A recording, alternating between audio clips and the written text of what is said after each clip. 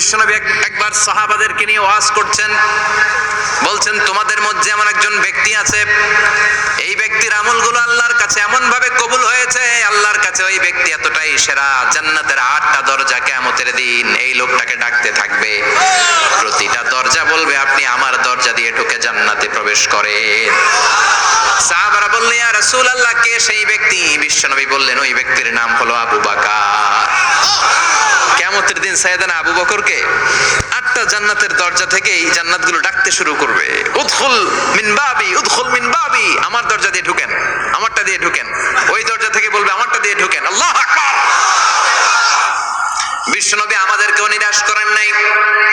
বিশ্বনবী বললেন কেউ যদি প্রতিদিন 5 ওয়াক্ত নামাজের পরে, 5 ওয়াক্ত নামাজের আগে যে ওযু করে, ওযুর পরে কেউ যদি পড়ে আশহাদু আল্লা ইলাহা ইল্লাল্লাহ ওয়া আশহাদু আন্না মুহাম্মাদান আবদুল্লাহ ওয়া রাসূলুহু, প্রত্যেক ওযুর পরে যেই ব্যক্তি এই দোয়াটা পড়বে ওই ব্যক্তির জন্য রব্বুল আলামিন কিয়ামতের দিন জান্নাতের 8টা দরজা খুলে দিবে।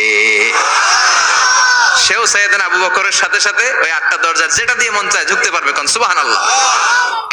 যে জান্নাতে ঢুকবো ওই গেটের বর্ণনা শোনার দরকার আছে না নাই? বিশ্বনবী বললেন ইন্নাল মিসরাআইন মিন মাসারি'আল জান্নাহ মা বাইনা মক্কা ওয়া হাজার, এক একটা দরজার সাইজ হবে মা বাইনা মক্কা ওয়া হাজার, সৌদির মক্কা শহর থেকে হাজার হচ্ছে বাহরাইনের আরেকটা শহর।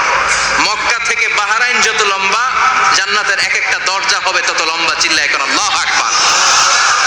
তার মানে এক ধাক্কায় কয়েকশো কোটি